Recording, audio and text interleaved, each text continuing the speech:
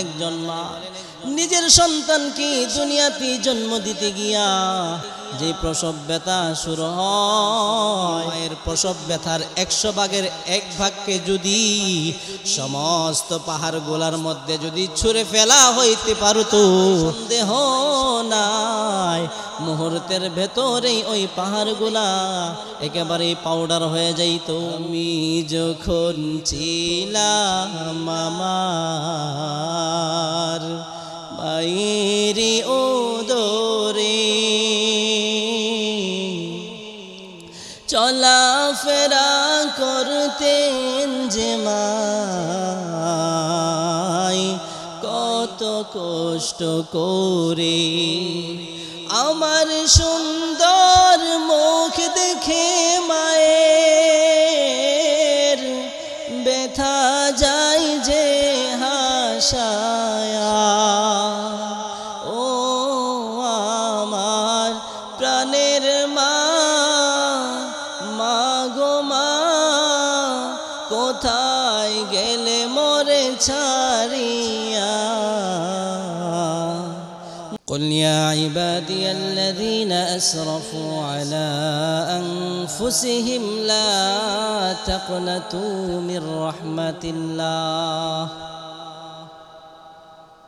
আল্লাহ বলে, ওগো নবী আপনি আপনার উম্মতদেরকে জানায়া দেন, قل يا عبادي الذين أسرفوا على أنفسهم لا تقنطوا من رحمة الله।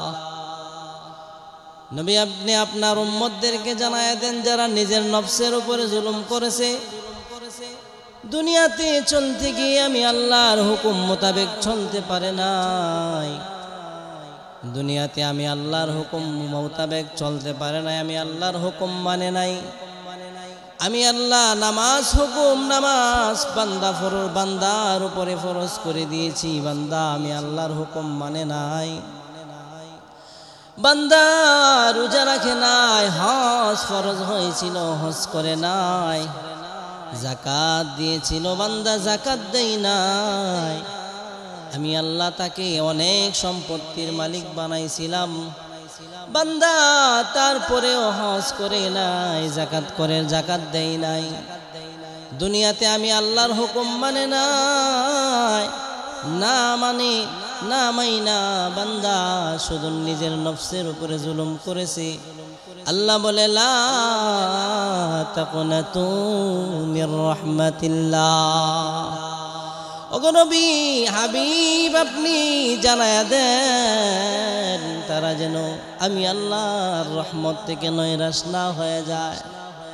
আমি আল্লাহ এমন রহমান এমন রহিম, আমি আল্লাহ হলাম গফফার, আমি আল্লাহ সত্তারুল উয়ুব, আমি আল্লাহ হলাম গফফারুজ যুনুব।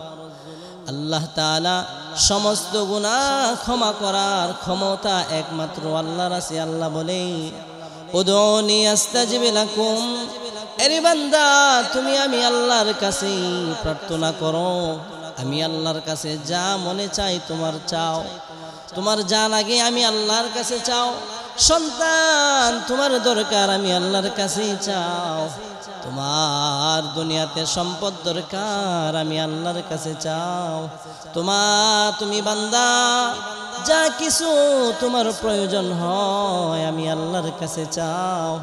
কিভাবে চাইবা আল্লাহ জানায় দিছেন, বান্দা কিভাবে চাইবা। ইয়া আইয়ুহাল্লাযীনা আমানুস্তাঈনু বিস-সাবরি ওয়াস-সালাহ। আল্লাহ জানায় দে, ও আমার বান্দা বান্দি তোমরা আমি আল্লাহ তাআলার কাছে সাহায্য প্রার্থনা করো। কিভাবে করবা এটা আল্লাহ জানায় দিছে, বিস-সাবরি ওয়াস-সালাহ, ধৈর্য এবং নামাজের মাধ্যমে আমি আল্লাহর কাছে তুমি বান্দা চাইবা। বান্দা তুমি আমি আল্লাহর কাছে চাইতে দেরি হবে, আমি আল্লাহ তোমাকে দিতে সেকেন্ড দেরি করব না। এজন্য আল্লাহ জানাই দিতেছে, বান্দা শুনো আমি আল্লাহ তোমাকে তুমি যতই গুনাহ করো না কেন তুমি আমার বান্দা, আমি আল্লাহ হইলাম মনিব, তুমি আমার গোলাম। বান্দা যতই নেক আমল করুক না কেন, যতই অপরাধ হোক না কেন, নিজের নফসের উপরে যত গুনাহ করো না কেন, আল্লাহ জানায় দিছে বান্দা নৈরাশ হয় না। ইস্তাগফিরু রাব্বাকুম ইন্নাহু কানা গফফারা। আল্লাহ জানায় দে, ও আমার বান্দা, আমি আল্লাহ তাআলার কাছে তুমি ইস্তিগফার করো, আমি আল্লাহ তাআলার কাছে তুমি তওবা করো, আমি আল্লাহ তাআলার কাছে তুমি ক্ষমা প্রার্থনা করো। দুনিয়ার ক্ষেত্রে যখন কোনো মানুষ ভুল করে, বান্দা ভুল কইরা যখন আবার তার কাছে ক্ষমা চাইতে যায়, বান্দা তার প্রতি নাখুশ হয়ে যায়, বলে না তোমাকে মাফ করব না। আরেকজনকে জিজ্ঞাসা করে বলে তাকে মাফ করা যায় কিনা। আল্লাহ বলে, ও আমার বান্দা, আমি আল্লাহর কাছে যখন তুমি ইস্তেগফার করবা, রাত্রের 3টার সময় তুমি ঘুম থেকে উঠা গেলা, তুমি যদি আমি আল্লাহর কুদরতি কদমে 2টা রাকাত নামাজ পড়া যদি তুমি আমি আল্লাহর কাছে ক্ষমা চাও, আমি আল্লাহ তখন তোমার জীবনের সব গুনাহ আমি আল্লাহ মাফ করিয়ে দিব। এর বান্দা শুনো, আমি আল্লাহ যে তোমাকে মাফ কইরা দিব, বান্দিকে মাফ কইরা দিব, শুধু সারা বছর গুনাহ করছি, আমি আল্লাহর হুকুম মোতাবেক চলে নাই, আমি আল্লাহর হুকুম মানে নাই, আমি আল্লাহ যে হুকুম আহকাম বান্দার উপরে দিয়ে দিছি, বান্দা সেই আমল করে নাই, সেই আমার হুকুম মানে নাই, আমি আল্লাহর হুকুম না মাইনা বান্দা শুধু দুনিয়াতে আমি আল্লাহকে ভুলে গেছে, শয়তানের অনুসরণ করছে, নফসের অনুসরণ করছে, নফসের ধোঁকায় পড়ে গেছে। বান্দা নফসের ধোঁকায় পড়িয়া বান্দা গুনাহ করছে, অপরাধ করছে। আল্লাহ বলে, ইন্নাহু কানা গফফারা, আমি আল্লাহ হইলাম গফফার, আমি আল্লাহ হইলাম গফফারুজ যুনুব। বান্দা তোমার সমস্ত গুনাহ খাতাগুলি আমি আল্লাহ মুহূর্তের ভেতরেই ক্ষমা করে দিব। কেনই ক্ষমা করব না? দুনিয়ার সমস্ত সৃষ্টিজীবের মধ্যে আমি আল্লাহ তাআলার রহমত গুলার মধ্যে আমি আল্লাহ দয়া মায়া গুলাকে আমি আল্লাহ 100 ভাগ থেকে 1টা ভাগ মাত্র সমস্ত সারা পৃথিবীর সৃষ্টিজীবের মধ্যে আমি আল্লাহ বন্টন করে দিলাম। মানুষ, পশু পাখি, যত সৃষ্টিজীব আছে সব কিছুর মধ্যে আমি আল্লাহ ছড়ায়া ছিটায়া বন্টন কইরা দিলাম। আর 99 ভাগ আমি আল্লাহর কাছে রাইখা দিলাম, 99 ভাগ আমি আল্লাহর কাছে রাইখা দিলাম। আর 1 ভাগকে সমস্ত মানুষের মধ্যে বন্টন করে দিলাম। এই 99 ভাগ আমার কাছে রাইখা দিয়া 1 ভাগ যে আমি আল্লাহ বন্টন কইরা দিয়া দিছি, এই 1 ভাগ পাইয়া বান্দা দুনিয়াতে মায়ের জন্য সন্তান পাগল হয়ে যায়, ভাইয়ের জন্য বোন পাগল হয়ে যায়, স্ত্রীর জন্য স্বামী পাগল হয়ে যায়। কেন বলে সে মায়ের মোহাব্বত অন্তরে লালন করেছে, মা নিজের সন্তানকে পেটের মধ্যে ধারণ করছে, নিজের সন্তানকে পেটের মধ্যে ধারণ করছে 9 মাস অথবা 10 মাস 10 দিন। বান্দা নিজের একজন মা, গর্ভবতী মা, নিজের সন্তানকে পেটের মধ্যে ধারণ করার কারণে সন্তানের প্রতি মায়ের মায়া হয়ে যায়, মা সন্তানের প্রতি দুর্বল হয়ে যায়। এই জন্য সন্তান যতই অপরাধ করে, সন্তান যতই মাকে কষ্ট দেয়, পৃথিবীর মধ্যে এমন একজন মানুষ আছে যেই মানুষটা নিজের সন্তানকে নিঃস্বার্থভাবে মহাব্বত করে, নিজের সন্তানকে সব কিছুর চাইতে আলাদা করে দিয়ে নিজের মা সন্তানকে নিঃস্বার্থভাবে মহাব্বত করে। কেন বলে বান্দা মা নিজের সন্তানকে পেটের মধ্যে ধারণ করেছে, লালন করেছে 10 মাস 9 মাস নিজের সন্তানকে বুকের মধ্যে রাখছে। শুধুই তাই নয় বান্দা, মা নিজের সন্তানকে পেটের মধ্যে ধারণ করিয়া ওই যে সন্তানকে রাখছি কিতাবের মধ্যে লেখা হয় একজন মা কেমন কষ্ট করে, একজন মা নিজের সন্তানকে পেটের মধ্যে যে রাখে, পেটের মধ্যে যে নিজের সন্তানকে রাখে, একজন মা কেমন কষ্ট অনুভব হয়। শুধুই তাই নয়, একজন মা যখন নিজের সন্তানকে দুনিয়াতে জন্ম দিবে, বলে মায়ের গর্ভপাতের কষ্ট এমন একটা কষ্ট,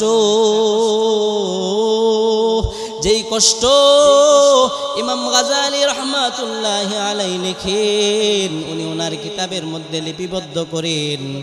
একজন মা যে নিজের সন্তানকে যে প্রসব বেদনার যে কষ্ট যে অনুভব হয়, প্রসব ব্যথা এমন একটা ব্যথা, মৃত্যুর ব্যথা মুহূর্তের ভেতরে শেষ হয়ে যায়।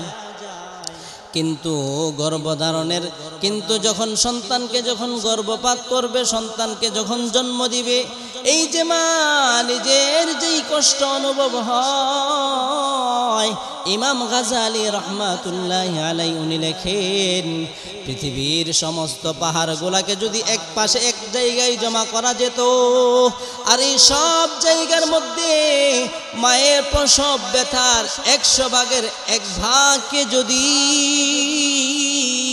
পৃথিবীর সমস্ত পাহাড়গুলাকে এক জায়গার মধ্যে যদি শুধু জমা করা যাইত, বাংলাদেশের মধ্যে তো আমরা পাহাড় দেখি, বলে এই পাহাড়গুলা সবচেয়ে বড় পাহাড় নয়। সৌদি আরবে যারা গিয়েছেন দেখেন বিশাল বড় বড় পাহাড়, এই বিশাল বড় বড় পাহাড় বলে আল্লাহ বলেন ওয়াল জিবালা আওতাদা, আমি আল্লাহ পাহাড়কে দুনিয়াতে ফেরেক স্বরূপ মাইরা দিছি। ওরে বান্দা, এই পাহাড় দুনিয়ার উপরে যতটুকু আছি, জমিনেরও উপরে যতটুকু আছি, এর চাইতে জমিনের নিচে ডবলের ডবল আল্লাহ দিয়া রাখছে। কেন বলে যেন এই জমিনটা নড়াচড়া করতে না পারি।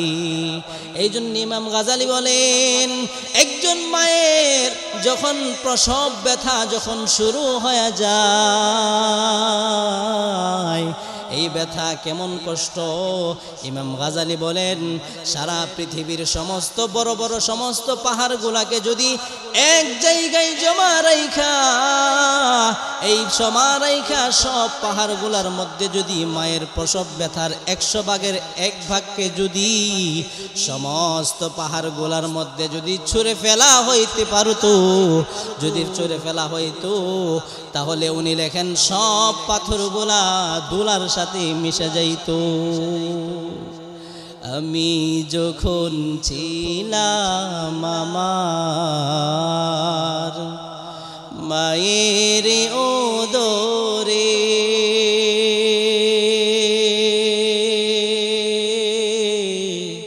চলাফেরা করতেন যে মায়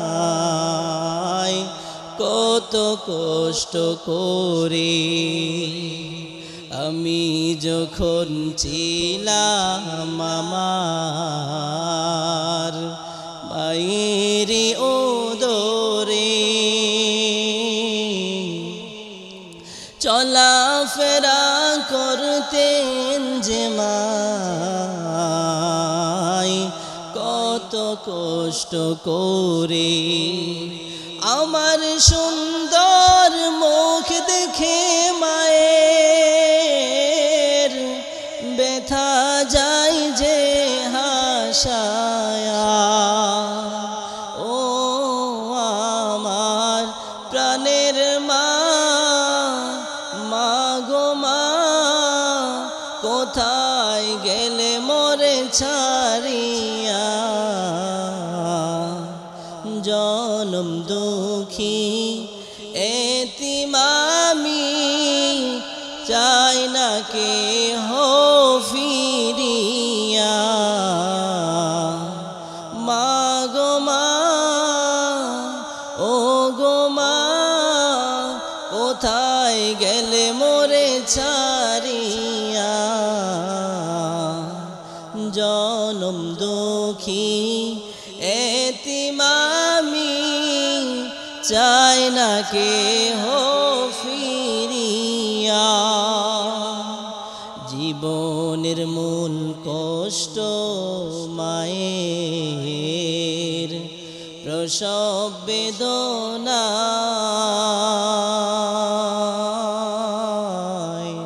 সাত আসমান সাত জমিন তখন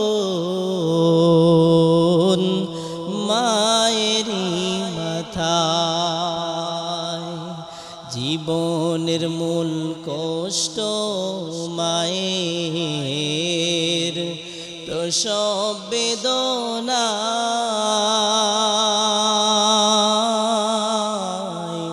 সাত আসমান সাত জমিন তখন মায়েরই মাথায় এমন মাকে কেমনে আমি যাব আমি ভুলিয়া ও আমার প্রাণের মা মাগো মা কোথায় গেলে মোরে ছাড়িয়া জনম দুঃখী এতিমামি চাই না কে হো ফিরিয়া ইমাম গাজালি বলেন একজন মা নিজের সন্তানকে দুনিয়াতে জন্ম দিতে গিয়া যে প্রসব ব্যথা শুরু হয় যে পৃথিবীর সমস্ত পাহাড় গুলাকে যদি এক জায়গার মধ্যে জমা করে এই 100 ভাগের 1 ভাগকে যদি এই পাহাড়গুলার মধ্যে রাইখা দেওয়া যাইতো সন্দেহ নাই মুহূর্তের ভেতরেই ওই পাহাড়গুলা একেবারে পাউডার হয়ে যাইতো এই জন্যে আল্লাহ বলেন ওরে বান্দা আমি আল্লাহ রব্বুল আলামিন আমি রহমতটাকে মায়া দয়াকে 100 ভাগ করে 1 ভাগকে সারা সৃষ্টি জীবের মধ্যে আমি আল্লাহ বন্টন করে দিলাম আর 99 ভাগ আমি আল্লাহ নিজের কাছে রাইখা দিলাম তাহলে বান্দা বুঝো একজন মা সমস্ত সৃষ্টি জীবের মধ্যে আমি আল্লাহ যে 1 ভাগ বন্টন করে দিলাম এই 1 ভাগ পাইয়া যদি নিজের মা নিজের সন্তানের কথা বলতে পারে না নিজের মা নিজের সন্তানকে নিঃস্বার্থভাবে মহব্বত করি শুধু মানুষ নয় পশু পাখিরা পর্যন্ত নিজের সন্তানের জন্য নিজের জীবন দিতে প্রস্তুত হয়ে যায় তাহলে একজন সৃষ্টি জীব যদি মাত্র 1 ভাগ রহমত পাইয়া মায়া দয়া পাইয়া যদি এত মহব্বত হয় তাহলে যে আমি আল্লাহ বান্দাকে বানাইলাম আমি আল্লাহ যে বান্দিকে দুনিয়াতে পাঠাইলাম আমি আল্লাহর কত মায়া কত দয়া বান্দা তুমি একবার একটু চিন্তা করো এই জন্য বান্দা নৈরাশ হয় না আমি আল্লাহ যে হুকুম দিলাম আমি আল্লাহর হুকুম মোতাবেক চলো আমি আল্লাহর হুকুম মোতাবেক নিজের জীবনটাকে চালাও বান্দা তুমি যদি নাও চলতে পারো বান্দা নৈরাশ হয় না সাবধান মৃত্যুর আগে হলেও আমি আল্লাহর কাছে তওবা করো আমি আল্লাহর কাছে ইস্তেগফার করো আমি আল্লাহর কাছে মাফ চাও বান্দা তুমি যদি এরকম ভাবে নিজে ইস্তেকামত থাইকা এরকম ভাবে যদি মনে মনে ভাবতে পারো ওয়াদা করতে পারো গো রব্বুল আলামিন আর গুনাহ করব না আর অপরাধ করব না আয় আল্লাহ আমি ক্ষমা চাই মাফ চাই আল্লাহর নবী বলেন আত্তাইবু মিনাজ যামবি কামান লা যামবালা ওরে বান্দা শুনো আরে আমার উম্মত শুনো একজন তাওবাকারী যখন নিজে খালেস নিয়তে আল্লাহ রব্বুল আলামিনের কাছে তাওবা করে আল্লাহর কাছে ক্ষমা চাই মাফ চাই আল্লাহর নবী বলেন বান্দা যখন তাওবা করে তাওবা করার কারণে বান্দা এমন হয়ে যায় যেন সে ইতিপূর্বে কোনো গুনাহ আর সে করে নাই এই জন্য যত গুনাহ হয়েছে বান্দা আল্লাহ তাআলার কাছে ক্ষমা প্রার্থনা করতে হবে আল্লাহ তাআলার কাছে অনুতপ্ত হইতে হবে আমি শুধু গাম্ভীর্য নিয়ে চললাম, আমার চাইতে অহংকারী কে আছে, আমার চাইতে সম্পদওয়ালা কে আছে, আমার চাইতে ধনাঢ্য মানুষ কে আছে বলে এই অহংকার অহমকে নিয়ে বান্দা তুমি দুনিয়াতে চললা। এই অহংকার তোমার চিরদিন থাকবে না। দুনিয়াতে এমনও বান্দা ছিল, ফেরাউন, নমরুদ, তারা যে ছিল তারাও অনেক পর্যন্ত তারা নিজেদের ক্ষমতা দেখাইছে। ফেরাউন তো নিজেরকেই খোদাই দাবি করে ফেলছে। নমরুদ আল্লাহকে মারার জন্যে তীর নিক্ষেপ করছে। এই সমস্ত বড় বড় যেই সমস্ত লিডারগুলা ছিল, যারা দুনিয়াতে সম্পদের প্রতাপশালী দেখাইছে, যারা নিজেদের যত দুনিয়াতে যত পাওয়ার আছে, দুনিয়াতে যত রাজত্ব আছে, সব কিছু দেখায়াও দুনিয়াতে বান্দা টিকে থাকতে পারে নাই।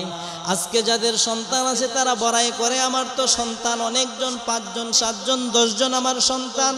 আমাকে যদি কেউ কোনো কিছু বলে, আমার সন্তানরা তার উপরে ঝাঁপিয়ে পড়বে। আল্লাহ জানায় দে, না রে বান্দা, না, দুনিয়াতে তাকাব্বুরি করিও না, অহংকার করিও না। যেই সন্তানের জন্য বান্দা তুমি দুনিয়াতে অহংকার করতেছো, যেই সম্পদের জন্য বান্দা তুমি দুনিয়াতে অহংকার করতেছো, এগুলা তোমার কোনো কিছু কাজে আসবে না। আল্লাহ বলেন, ইয়াউমা লা ইয়ানফাউ মালু ওয়ালা বানুন ইল্লা মান আতাল্লাহা বিকলবিন সালিম। আল্লাহ বলে, ইয়াউমা লা ইয়ানফাউ মালু ওয়ালা বানুন। এর বান্দা, যেই টাকার জন্যে, যেই সন্তানের জন্যে তুমি দুনিয়াতে বড়াই করতা, তুমি দুনিয়াতে অহংকার করতা, তুমি মনে মনে ভাবতা আজকে তো আমার সম্পদ আছে, আজকে আমার 8 জন 10 জন সন্তান আছে, আমার ভাতিজা আছে, আমার নাতি নাত্তর অনেক আছে, আমাকে কেউ কোনো কিছু বলতে পারবে না।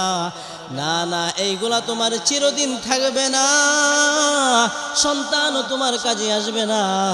হাসরের ময়দান যখন কায়েম হয়ে যাবে, আল্লাহ বলেন, ইয়াউমা ইয়াফিরুল মারউ মিন আখিহি ওয়া উম্মিহি ওয়া আবিহি ওয়া সাহিবাতিহি ওয়া বানিহি।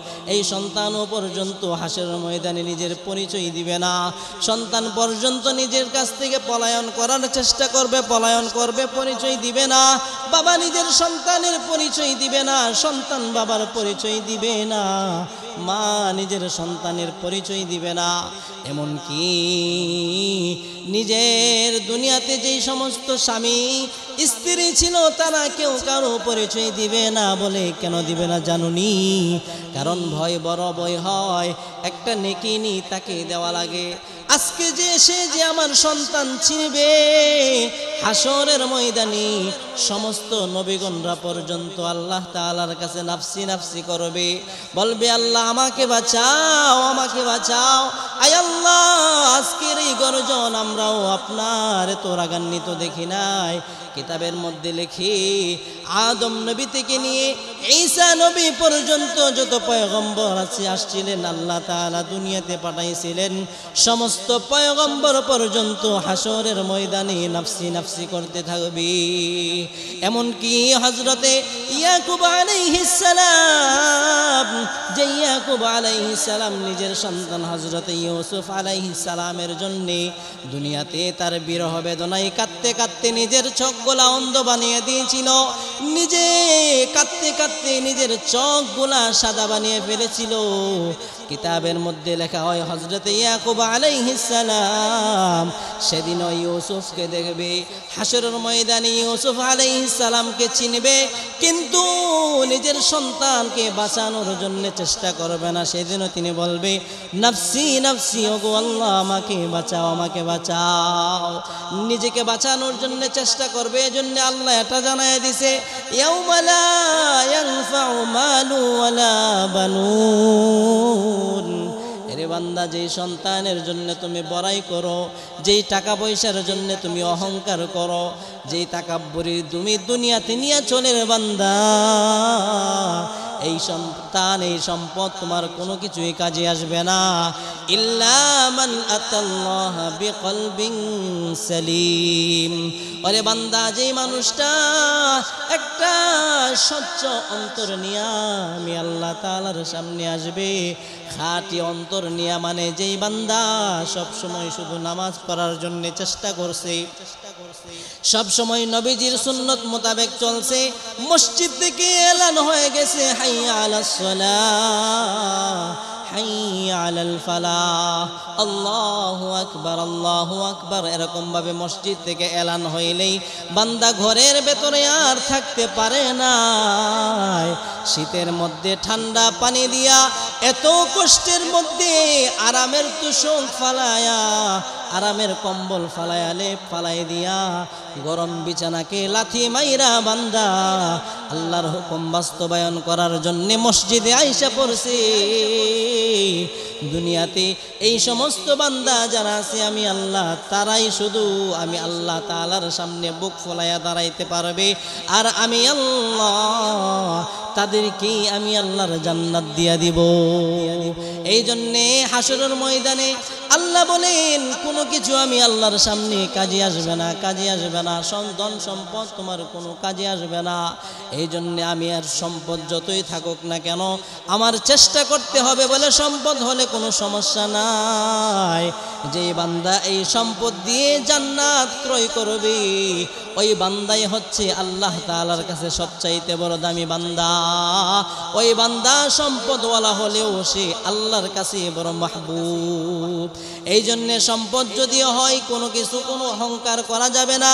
আল্লাহ বলবে হাসরের ময়দানে আইনাল মুতাকাব্বিরুন, কোথায় রে সেই তাকাব্বুর করনেওয়ালারা যারা দুনিয়াতে অহংকার করে করে চলতা।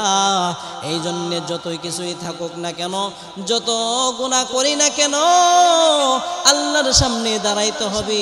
এই জিনিসটার চিন্তা ফিকির করা, আল্লাহর সামনে আমি অবশ্যই যাইতে হবে, আল্লাহর সামনে আমি অবশ্যই গিয়ে দাঁড়াইতে হবে। আল্লাহ তাআলার সামনে যে আমি দাঁড়াইবো, বান্দা কি নিয়ে দাঁড়াইবো? আল্লাহ বলেন আফা হাসিবতুম আন্নামা খালাকনাকুম আবাসাও ওয়া আন্নাকুম ইলাইনা লা তুরজাউন। এরে বান্দা, তুমি কি মনে করেছো আমি আল্লাহ তোমাকে অনর্থক বানাইছি? আল্লাহ আমাদেরকে বানাইছে, আল্লাহ বানায়া বলতেছে রে বান্দা তুমি কি মনে করতেছো আমি তোমাকে অনর্থক বানাইলাম? না রে বান্দা, না, তোমাকে আমি আল্লাহ অনর্থক বানাই নাই। আল্লাহ বলে ওয়ামা খালাকতুল জিন্না ওয়াল ইনসা ইল্লা লিয়াবুদুন। বান্দা, তোরে আমি ইবাদত বন্দেগী করার জন্য বানাইলাম, আমি আল্লাহর হুকুম মানার জন্য বানাইলাম।